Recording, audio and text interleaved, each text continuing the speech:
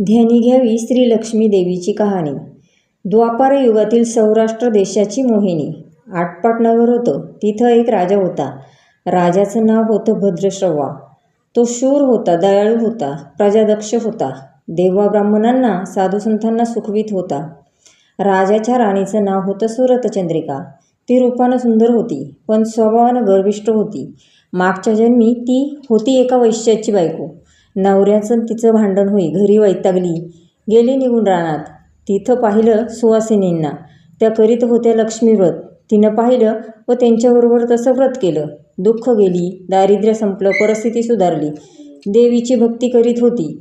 पुढे गेली ती मरून. पुढचा जन्म स्त्रीचाच आला. पुढे भाग्य उजळलं. भद्रश्रवा राजाशी लग्न झालं. ऐश्वर्य हाती आलं. गर्वानं फुगली, गरिबांना विसरली. तोऱ्या ताठ्यानं बोलू लागली. दास दासीवर खेकसू लागली.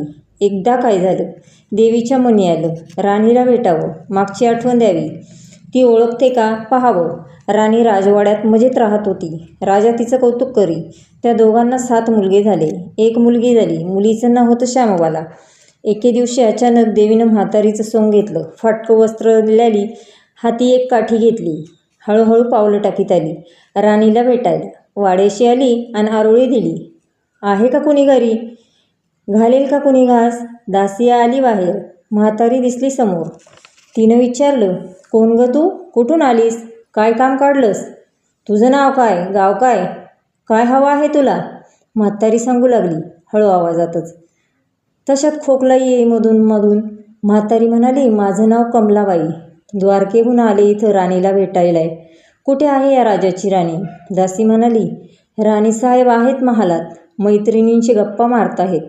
त्यांना सांगितलं तर मलाच रागावतील. तुला कशा भेटणार त्या?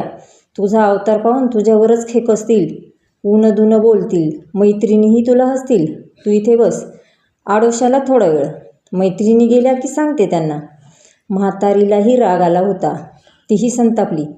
तुझी राणी पैशावर भाळली, माणुसकी विसरली. मागच्या जन्मी होती दरिद्री, आज झाली राणी, पण ती माझ्यामुळेच. मीच तिला देवीचं व्रत सांगितलं, तिनं केलं. आता देवीच्या कृपेने राणी पदावर बसली, पण देवीची आठवणही नाही तिला. तिला आता संपत्तीचा गर्व झालाय. डोळ्यांवर पैशाची धुंदी आली. गोरगरिबांना कशाला विचारील ती?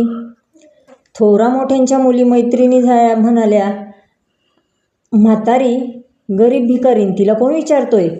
ही राणी लक्ष्मी व्रत विसरून गेली. घेतला वसा टाकून दिला.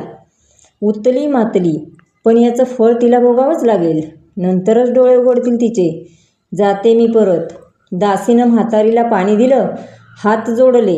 म्हणाली, मला सांगते व्रत, मी करीन ते नेमानं. उतणार नाही, मातणार नाही, घेतला वसा सोडणार नाही, दिलेला शब्द विसरणार नाही, मोडणार नाही. म्हातारीनं त्या दासीला व्रताचा वसा सांगितला. ती उठली व काठी टेकीत तिथून निघणार, तोच माडीवरून एक मुलगी लगबगीनं खाली आली. ती होती राणीची मुलगी श्यामबाला.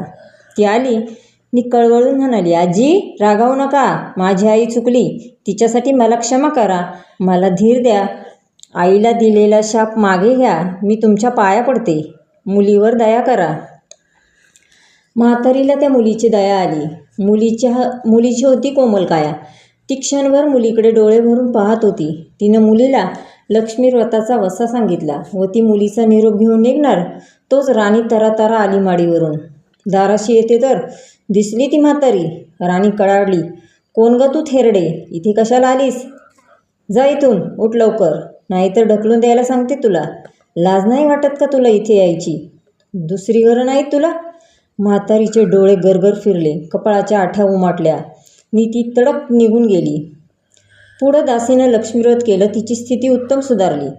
ती गेली दासी पण सोडून व पुढे सुखाने संसारही सुरू होता तिचा. पुढे मार्गशीर्ष महिना आला.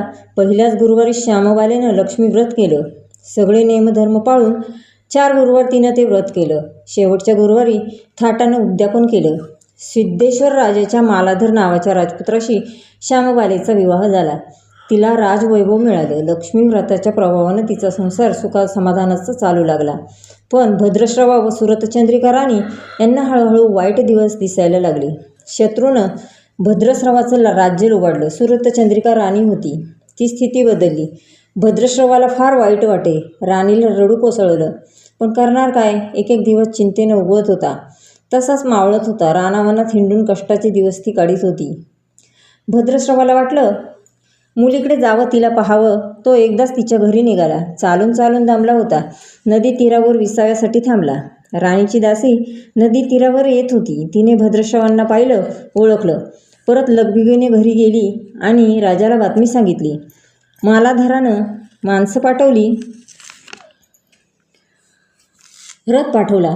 शूरांना घरी आणलं, मानसन्मान केला, नववस्त्र दिली व गळ्यात हार घातला. श्यामबाला वडिलांची नीट व्यवस्था ठेवत होती. राजाचे दिवस मजेत जात होते. आता परत जायचा विचार त्यांच्या मनानं घेतला. जावयाला तसं सुचवलं. भद्रश्रवा मुलीची व जावयाचा निरोप घेऊन निघाला. जावयानं नोकराकडं एक हंडा दिला. मोहरांनी भरलेला होता. नोकरांच्या सोबतीनं राजा पुन्हा घराकडे परतला. चंद्रिकेला भेटला. हंडा पाहून ती खुलली. हंड्यावरचं झाकण काढलं. आत पाहत होतं काय? आत दिसले कोळसे. सुरत चंद्रिकेच्या कपाळावर हात मारून घेऊन नवऱ्याला सांगितलं. तोही चकित झाला. ते ऐकून दुःखाचे दिवस संपत नव्हते. दारिद्र्याचे भोग सुटत नव्हते. चिंतेचे ढग सवार दिसत होते. काळजीचा वनवा भडकत होता. सुरत चंद्रिकेला एक एक दिवस अडचणीचा, भीतीचा वाटत होता. तिच्याही मनानं घेतलं, एकदा मुलीला भेटावं, डोळे भरून पाहून यावं. आपल्या नशिबाचे भोग आपणच सोसायला हवेत, दुसरं करणार काय? एका गुरुवारी ती घरून निघाली. मुलीच्या गावच्या नदी तीरी बसली. अगदी दमून गेली होती ती. त्यावेळीच एक दासी नदीवर आली होती. तिनं राणीच्या आईला ओळखलं. ती महाली गेली. राणीला बातमी दिली. तुमची आई नदीवर बसली, खूप दमलेली दिसली. तिला आणायला पाठवा कुणाला तरी. श्यामबालेनं रथ बोलावला. आईला घेऊन यायला सांगितलं. आई रथात बसून घरी आली. श्यामबालेनं पाहिलं. आईला तिनं प्रेमानं मिठी मारली. मुलीच्या घरचं ऐश्वर्य पाहून राणीचे डोळे तृप्त झाले होते, पण तोंडातून शब्द फुटत नव्हते. आईला स्नान करायला घातलं. मग पैठणी नेसायला दिली. गळ्यात सोन्या मोत्यांचे अलंकार घातले. आईचं रूप उठून दिसू लागलं. दुपारची वेळ झाली. श्यामबाला लक्ष्मीव्रताचा वसा करीत होती. लक्ष्मी देवीची भक्तिभावानं पूजा करीत होती. आरती झाली. धूपदिवांचा वास दरवळत होता. श्यामबालेला उपवासच होता. तो ती कडकडीत करी, अगदी निराहार राहून. आईच्या जेवणाची तयारी झाली होती. तिनं आईला जेवायला बोलावलं आणि आईला मागच्या जन्मीची आठवण करून दिली. ती लक्ष्मीव्रताचा वसा करीत होती. लक्ष्मी देवीच्या कृपेनंच ती राणी झाली होती. ती म्हणाली, श्यामा, मी पण जेवत नाही, मीही तुझ्याबरोबरच उपवास करीन. श्यामा म्हणाली, ठीक आहे. मार्गशीर्ष महिनाच होता तो. 4ही गुरुवार मुलीनं केलेलं व्रत तिच्या आईनं पाहिलं होतं. भक्तिभावानं नमस्कार करीत, उपवास करीत सर्व दुःख दूर व्हावीत म्हणून प्रार्थना करीत होती. महिना संपला व घरी जायचा विचार ठरला. तिला पोचवायला श्यामबाला बरोबर गेली होती. 4 दिवस राहून श्यामबाला परत निघाली. मालाधारानं पूर्वी पाठवलेला हंडा तिनं घेतला. त्यात मीठ भरलं व तो नोकराजवळ देऊन ती पुन्हा आपल्या राजवाड्यात आली. मालाधाराशी गप्पा गोष्टी वेळ जात होता. त्यानं सहज विचारलं, माहेराहून काय आणलंस? श्यामबालेनं बरोबर आणलेलं हंड्याकडे बोट दाखवलं. मालाधारानं झाकण काढलं. आत काय दिसलं त्याला? मिठाचे खडे. अगं वेडे, हे मिठाचे खडे कशाला? इथे नाही का मिळत मीठ? हो मिळतं ना, पण हे मीठ माझ्या वडिलांच्या राज्यातलं आहे. वडिलांचं राज्य सौराष्ट्रात होतं. तिथल्या शेजारच्या समुद्राचं आहे हे मीठ. समुद्र तीरावर दूरवर माझ्या वडिलांचं राज्य पसरलं होतं. पण आज श्यामबालेच्या सांगण्यातली गोम राजाने हेरली होती, पण तो विचारचक्रात गुंतला होता. श्यामबाला सांगत होती, हे मीठ जीवनाचं अमृत आहे. मिठानंच अन्नाला रुची येते. मीठ नसेल तर सारे पदार्थ आळणी, बेचव. जो माणूस जिथं मीठ खातो तो धन्याशी नेहमीच इमानी राहतो. त्याचं रक्षण करतो. कामात कसूर झाली तर प्राणार्पणही करतो. मालाधाराचं विचारचक्र थांबतच नव्हतं. त्यानं ताबडतोब आपले सेवक आपल्या सासऱ्याकडे भद्रश्रवाकडे पाठवले व त्यांना ताबडतोब बोलावून घेतलं. भद्रश्रवा या तातडीच्या बोलवण्यानं काहीच अर्थ कळत नव्हता, पण अधिक विचार न करता तो तातडीने जावयाकडे आला. दोघांची गुप्त बैठक झाली व त्यातून एक नवा विचार निश्चित ठरला. भद्रश्रवाने आपल्या अनुमती दिली होती. मालाधारानं आपल्या मुख्य सेनापतींना ताबडतोब भेटून जाण्याची आज्ञा केली. सेनापती आले व त्यांनी मालाधाराला आदरपूर्वक वंदन केलं. काय आज्ञा? असं नम्रपणे विचारलं. भद्रश्रवा राज्य जिंकून घेतलेल्या शत्रूवर ताबडतोब स्वारी करून जायचं. प्रत्येक सैनिकाच्या हाती या हंड्यातला एक मिठाचा खडा द्यायचा.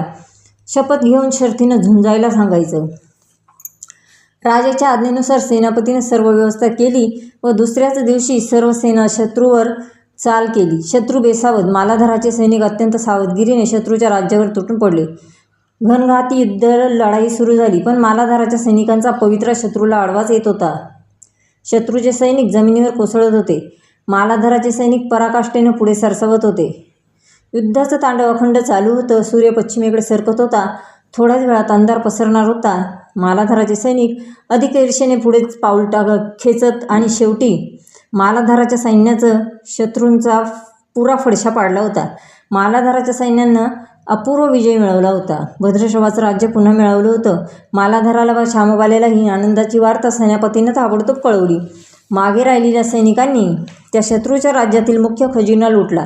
अफाट संपत्ती त्यांना मिळाली होती. ती पोत्यात भरून मालाधराकडे आणली. त्यात सोन्याचा मोहरा होत्या, अनेक नाणी होती, कित्येक शस्त्रांचा साठाही होता. मालाधरानं भद्रश्रवा चंद्रिका राणीला घेऊन यायला सांगितलं. ते आल्यावर घरात आनंदाला उधाण आलं होतं. तो होता गुरुवारचा दिवस. श्यामबालेनं लक्ष्मी व्रताची पूजा केली, आरती केली. धूपदीपाचा सुगंध दरवळत होता. तिनं व तिच्या आईनं उपवास केला होता. रात्री देवीची आरती झाली. देवीला नैवेद्य झाला व सर्वांचं मिष्टान्नाचं जेवण झालं. मार्गशीर्ष महिन्यातला हा शेवटचा गुरुवार, लक्ष्मी व्रताचा शेवटचा दिवस. या मंगल मुहूर्तावर मालाधरानं भद्रश्रवाचं राज्य त्याच्या स्वाधीन केलं व या व्रताची खरी सांगता झाली. राजा राणी परत आपल्या सौराष्ट्रात आली. सुरतचंद्रिकेचं पुन्हा लक्ष्मी व्रताचा वसा घेतला व तो आजन्म पाळला. घरची स्थिती पुन्हा पूर्वीप्रमाणे सुधारली होती. राजा आणि 7 मुलगे कुठेतरी दूर देशी गेले होते. तेही अचानक घरी आले. त्यांना पाहून आईवडिलांना जो आनंद झाला त्याचं वर्णन शब्दात सांगणं अगदी अशक्यच. श्री महालक्ष्मीच्या व्रताचा हा अपूर्व अनुभव राजा राणीने पुढे सतत घेतला. त्यांनी जीवन निश्चित झालं होतं. दुःखाचं वादळ पूर्ण थांबलं होतं. सुखाचे वारे सर्वांना सुखवित होते. अशी ही 60 उत्तरांची कहाणी सर्वांनी वाचावी, ऐकावी व लक्ष्मीच्या कृपेनं त्याचं घर सदैव फुलवं अशी 5 उत्तरात सुफल संपूर्ण करून सर्वांनी देवीला वंदन करावं ही प्रार्थना.